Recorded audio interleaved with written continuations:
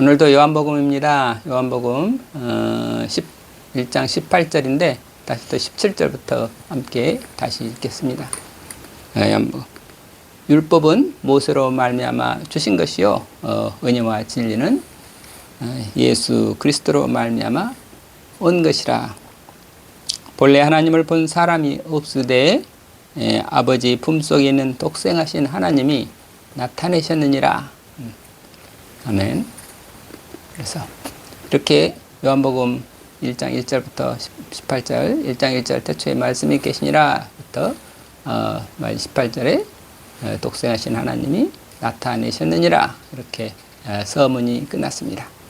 이 서문이라고 하는 게 요한복음 전체의 내용을 한번 이렇게 먼저 요약해주는 그런 본문이기 때문에 1장 1절부터 1장 18절까지는 가능하면 다 늘 암기하고 있는 게 좋겠죠. 그리고 그 전체 내용이 핵심이 뭔가 또 1장 1절부터 18절까지 그 내용을 전체 암기 못하더라도 그 핵심이 뭔지 그 1장 1절 태초에 말씀이 계시니라 그 태초의 말씀 그 다음에 중요한 말씀이 뭐였어요? 그 1장 14절에 말씀 육신이 되어 우리 가운데 가심에 우리가 그 영광을 보니 아버지의 독생자의 영광이요 은혜와 진리가 충만하더라. 말씀이 육신이 됐다. 그리고 1장 18절에 하나님 독생하신 하나님이 아버지를 나타내셨느니라.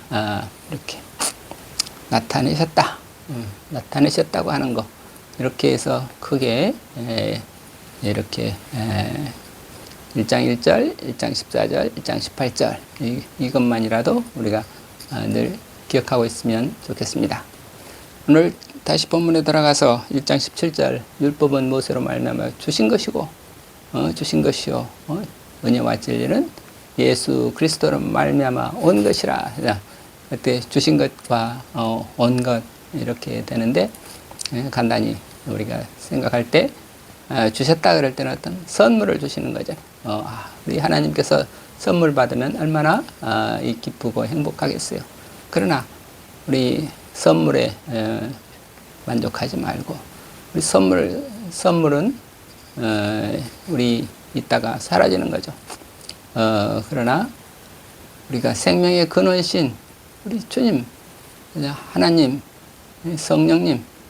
성령님이 나에게 오시면 그래서 내가 그리스도 안에 있고 또는 성령 안에 있고 하나님 안에 있게 되면 그래서 하나님과 함께 있는 그러면 우리는 영원한 생명을 사는 거죠. 그러니까 선물을 가지고는 선물이 있다가 없어질 수 있어요. 그렇지만 영원하신 하나님 그 영생을 우리가 기도해야 되겠죠. 그러니까 기도할 때 우리는 자칫하면 늘 어떤 뭘 주세요 할 때 하나님의 선물을 바라는 그런 기도를 하기 쉬운데 진정한 기도는 예수 그리스도 주님을 만나기를 내가 주님 안에 머무르기를 주님이 성령님이 오시기를 성령님을 주십시오. 성령을 주십시오. 내가 바라는 것은 주님 당신 자신입니다. 주님이 가진 어떤 선물 그것보다도 주님이 오시기를 주님이 늘 주님이 저한테 좋은 선물을 주신다. 주님이 사랑이시다. 그렇지만 우리는 더 정말 간절히 바라는 것은 주님 안에서 주님과 함께 머무는 그 영생의 삶을 원하는 것 아니겠어요? 그러니까 기도가 뭔가 할 때 우리가 그 은혜와 진리 가운데 사는 그런 이 영생을 바라는 그런 기도가 돼야지 자꾸 예언하는 능력을 주십시오. 뭘 어떻게 남보다 뛰어난 어떤 이 세상에서 남들에게 뭔가 보여줄 수 있는 특별한 능력을 갖게 해주십시오. 그런 것들은 다 뭐라 그랬어요? 은사다. 모든 은사는 좋은 거지만 그러나 그 은사는 결국 있다가 사라지는 거다. 있다가 사라지는 걸 구하지 말고 영원히 계신 하나님, 우리에게 영생을 주시는 생명의 근원이신 주님, 우리에게 우리와 늘 함께 계시는 성령님, 성령 충만을 우리는 기도해야 되지 않겠는가. 그래서 우리 기도의 내용이 나는 뭘 기도하고 있는가, 그걸 한번 생각해 보시고, 혹시 늘 은사라고 하는 하나님의 선물을 기다리고 있고, 선물에 취해 있고, 그래서 정작 주님을 놓치고 마는 그런 삶이 돼서는 안 되겠다 하는 그런 것을 한번 또 나눠봅니다.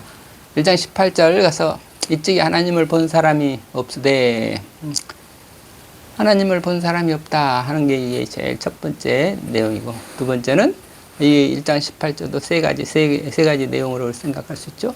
일찍이 하나님을 본 사람은 없다. 두 번째는 독생하신 아버지 품속에 계신 독생자, 그리고 그분이 하나님을, 세 번째는 그분이 하나님을 나타내셨다. 하나님을 나타내셨다. 우리 계시해 주셨다. 하나님께서 예수 그리스도를 통해서, 독생자를 통해서 당신을 계시해 주셨다. 그 내용. 그래서 이게 하나님은 보이지 않는 분이야. 우리가 일찍 하나님을 본 사람이 없다. 보이지 않는 하나님. 두 번째는 아버지 품속에 계신 독생자. 세 번째는 하나님께서 독생자를 통해서 당신을 계시해 주셨다. 이 세 가지 내용이 요한복음 1장 18절 내용이죠. 하나님은 일찍이 하나님을 본 사람이 없다. 이게 참이죠. 그런데 만약에 어떤 사람이 나는 하나님을 봤다. 그러면 어떻게 되겠어요? 참이 아니고 거짓이죠. 왜? 일찍이 하나님을 본 사람이 없다 그랬는데 나는 하나님을 봤다. 그러면 어떻게 되겠어요? 그건 참이 아니죠. 그러니까 하나님은 우리가 볼 수 있는 분이 아니라, 우리는 볼 수 있는 분이 아니라, 하나님은 오직 예수 그리스도를 통해서 계시해 주시는 분이시다. 그러니까 이게 그래서 하나님은 어떤 분이신가 할 때 제일 먼저 우리의 감각으로 볼 수 있는 그런 하나님, 우리의 감각이나 우리 느낌으로 하나님을 체험하는 게 아니다. 감각. 우리 세상에 어떤 근대 인간은 모든 것을 볼 때 눈으로 이렇게 감각적으로 보고 느끼고 그래야 뭔가 실제하는 것처럼 보이잖아요. 그런데 하나님은 그 눈으로 이렇게 감각으로 보거나 느낄 수가 없다. 그랬으니까 그게 참 그래서 그게 근데 가장 인간의 소망은 누구보다도 우리의 근원, 생명의 근원이신 하나님을 만나고 그는 하나님을 뵙게 되기를 원하는 게 또 인간의 소망이죠. 그래서 여기에 그 어떤 뭐랄까요, 말할 수 없는 그런 어떤 인간의 실존의 인간의 어떤 인간이 갖고 있는 그 한계 속에서 이게 절망하지 않을 수 없는, 하나님은 우리가 간절히 바라고 간절히 원하는 것이 하나님을 뵙기를, 하나님 만나기를 원하는 건데, 하나님은 볼 수 있는 분이 아니다. 일찍이 하나님을 본 사람이 없다. 하나님을 본 자는 죽을 것이다. 이런 그런 표현으로도 구약에서는 그렇게 또 표현했지요. 그런데 그 하나님은 우리가 눈으로 볼 수 있는 분이 아니다.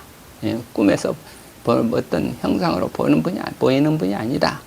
그러니까 모세가 그거를 하나님은 보이는 분이 아니다. 그러니까 나 위에 다른 신을 섬기지 말라 그러면서 어떤 형상이나 유상을 섬기지 말라. 어떤 형상으로도 왜 하나님을 찾지 말라. 왜 어떤 형상을 생각하면 그 하나님이 보이는 하나님이 되니까 그 참이 아니죠. 그래서 우리 또 그러니까 또 하나님은 또 생각으로 이렇다 저렇다 하면 또 어떻게 돼요? 하나님의 아버지 이름을 망령되이 일컫지 말라. 아버지 이름을 또 망령되이 일컫지 말라. 아버지 이름은 부를 수 있는 이름도 아니다 이거지. 그러니까 뭐 아버지는 어떻다 하는 그 자체도 사실은 우리가 참 하나님에 대해서 올바른 이게 아니다.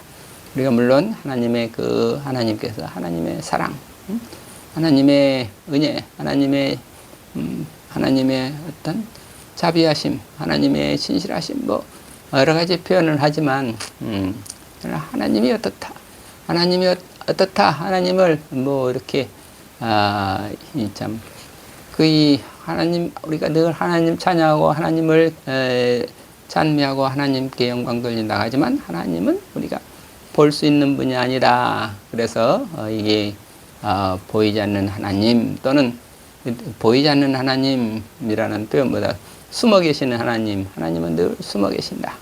하나님은 또 다섯 기호 모습이면 하나님은 없이 계신다. 숨어 계신 하나님보다도 더 깊은 의미로 더 우리에게 아주 알려주시는 어떤 아주 하나님의 우리가 볼 수 없는 하나님에 대해서 이렇게 표현한 말 중에 가장 좋은 표현이 없이 계신 하나님, 없이 계신 하나님 이런 우리말 표현이 좋죠. 그러니까 하나님은 우리가 없다 하는 것은 우리가 눈으로 볼 수 있는 분이 아니다. 그런데 예수 그리스도를 통해서 우리에게 나타내 주셨다. 당신을 나타내 주셨다. 그게 없이 계신 하나님이죠. 그래서 이 세상에 우리는 뭘 보는 것을 우리가 보는 것에 현혹되면 보이지 않는 세계를 항상 놓친다고 그랬잖아요. 그러니까 우리가 정말 볼 수 있어야 되는데 보이지 않는 것을 볼 수 있어야 되는데 그 말이 또 그래서 이게 본다는 말은 안다 본다는 말이 참 그것도 말로 하기 어려운 거죠. 지금 하나님을 본 사람이 없다 그 말 사실인데 예수 그리스도를 통해서 나타내셨다. 그럼 예수 그리스도를 그래서 아버지 그 다음에 아버지 품속에 계신 아버지 품에 계신다. 아버지라는 그 표현도 그렇고 아버지 품이라는 것도 그렇고 인간에 보이는 우리 인간이 알 수 있고 볼 수 있고 상상할 수 있는 그런 메타포 상징 은유 또는 상징으로 말을 할 수밖에 없는 거죠. 그러니까 아버지 품속에 계신 독생자 아버지 품속에 계신 독생자 이게 또 무슨 말일까?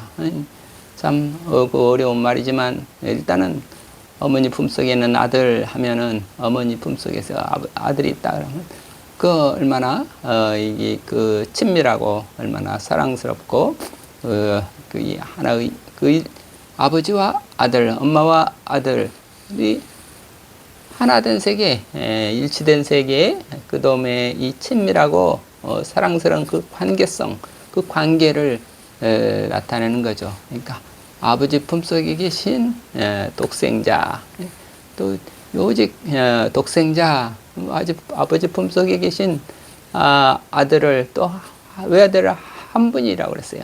한 분, 아들이 둘 있는 게 아니고 한 분인데 아버지 품속에 계신 한 분, 그걸 이 가슴으로 난 아들, 그 아들 독생자, 그래서 독생자라고 하는 것도 우리가 뭐 어디 독생자라고 이렇게 한문으로 표현을 했지만 only begotten son 이렇게 영어로 오직 이 가슴 아버지 품속에 계신 유일한 아들, 그게 독생자께서 여기서는 또 번역을 독생하신 하나님이 나타내셨느니라 이렇게 했지만 사실 그 독생하신 그 아들이 하나님을 나타내셨느니라 이렇게 되는 거죠. 그래서 그래서 그 독생하신 분이 누군가 이제 예수 그리스도라 이거죠. 말씀 육신이 되신 분이고 예수 그리스도고 그 앞에서 예수 그리스도로 말미암아 은혜와 진리가 왔다. 그런데 예수 그리스도를 다시 아버지 품속에 계신 독생자로 이렇게 표현을 한 거죠. 아버지 품속에 계신 독생자. 그러니까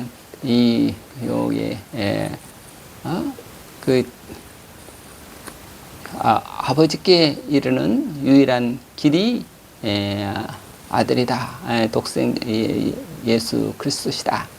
그 예수 그리스도를 통해서 하나님께서 당신을 계시해 주셨다. 그래서 예수 그리스도는 이 역사적 계시자, 계시.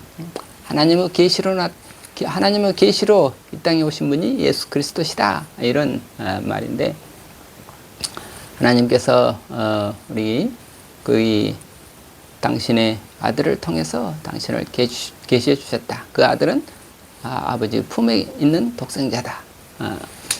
계시해 주셨다. 계시라고 하는 것은 우리도 사람은 볼 수 없는 건데, 그 볼 수 없는 세계를 볼 수 있게 당신을 우리 인간에게 이렇게 알려주시네요. 인간의 차원으로 내려오셔서 인간들로 하여금 알 수 있게 보여주신 분이시다. 이런 내용이죠. 그러면은 우리가 지금 이렇게 다시 한번 이 말씀을 통해 가지고 우리는 하나님은 우리가 이 감각적인 눈으로 알 수 있는 분이, 볼 수 있는 분이 아니시다. 그런데 인간은 누구나 다 하나님을 뵙기를 원한다. 정말 하나님을 뵙기를 원하는 간절한 마음이 있는가? 그러면 우리가 그 예수 그리스도를 통해서 하나님을 뵐 수가 있다. 만날 수가 있다. 예수 그리스도를 통해서 하나님을 또 볼 수 있다. 그게 이제 오직 하나님 예수 그리스도를 통해서만이 하나님을 볼 수 있다.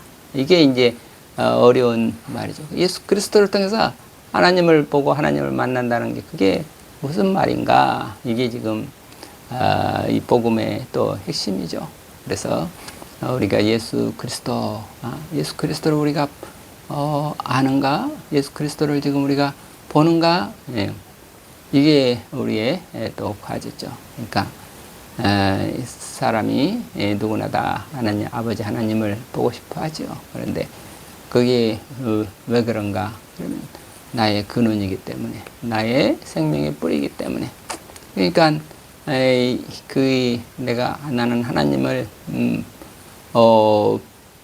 보고 싶은 마음 없어요. 하나님을 만나고 싶은 마음 없어요. 그러니까 그가 하나님을 보고 싶은 마음, 뵙고 싶은 마음, 그게 인간의 종교성이라고 하는 건데, 이 시대에는 그 종교성을 잃어버렸죠. 왜냐하면 왜 그런가 하면 어떤 이 세상에 자기를 상실했기 때문에, 자기가 아닌 나 아닌 자기가 아닌 거짓 나라고 착각하고 있기 때문에 그 거짓의 근원을 자꾸 찾아다니면서 이게 그것들이 정말 나의 근원이 뭔가, 나의 근원이 나를 찾는 것이 돈을 찾는 것이고, 나를 찾는 것이 권력을 찾는 것이고, 나를 찾는 것이 명예를 찾는 것이고, 그런 식으로 자꾸 이게 사람들의 모든 활동이 사실은 자기를 찾자고 하는 건데, 자기를 찾는데, 자기를 찾는 자기의 근원이 하나님이시라는, 보이지 않는 하나님이시라는 것을 망각해버렸기 때문에,